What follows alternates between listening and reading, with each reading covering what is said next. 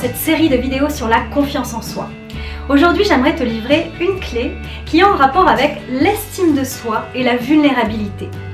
À ton avis, qu'est-ce qui fait la différence entre les personnes qui ont une bonne estime personnelle et les personnes qui ont un manque d'estime personnelle?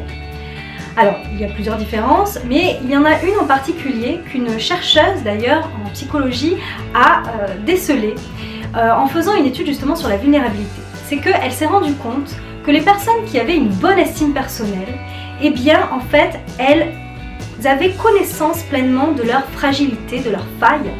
Et la différence vraiment qu'il y avait avec les personnes qui avaient un manque d'amour propre, c'est qu'elles les assumaient complètement. Alors bien sûr, avoir confiance en soi, cela ne veut pas dire ne pas avoir de failles, ne pas avoir de défauts.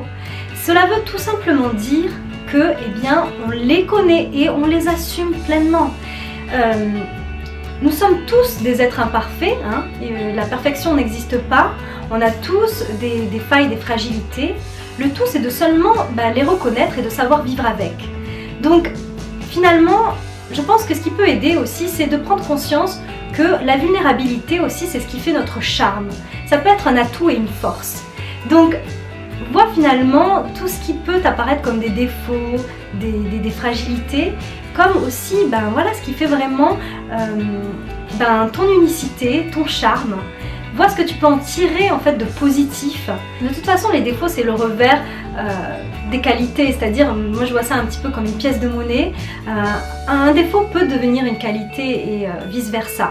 Donc finalement, vois dans tes faiblesses, que tu reconnais être des faiblesses, eh bien, qu'est-ce qu'il y a de positif aussi dans ça? Par exemple, si tu as tendance à te dire « je suis tête en l'air », eh bien tu pourrais aussi le voir sous un autre angle et te dire « eh bien, c'est aussi ce qui fait mon côté rêveur, imaginatif ». Voilà. Donc vraiment, fais de tes faiblesses des forces et accepte que tu es un être imparfait, plein de charme du coup et unique. Voilà, c'était ma petite clé du jour, j'espère qu'elle t'aura apporté. Moi je te dis à demain pour une prochaine vidéo et en attendant, je te souhaite une merveilleuse journée.